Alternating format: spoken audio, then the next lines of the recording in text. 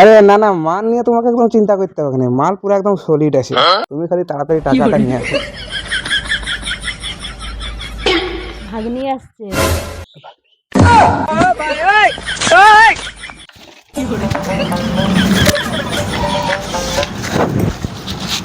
কি হলো মামি, ওইদিকে ঘুরে বসলে যে? মামি, আমাদের একটা কালো রঙের ছাগল ছিল না, ওই ছাগলটাকে চুরি করে দিয়েছে।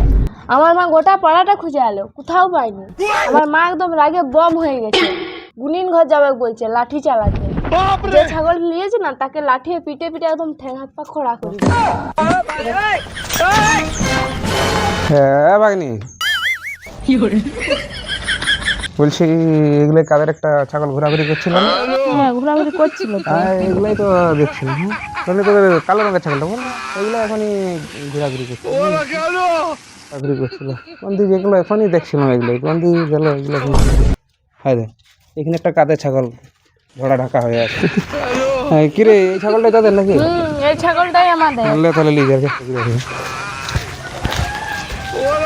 আমি জানতাম এটা তোমারই কাজ, সেই জন্য মিথ্যা কথা বললাম যে মা লাঠি চালাতে যাবে, ভয়ে তুমি সত্যি কথাটা বলে দিলে।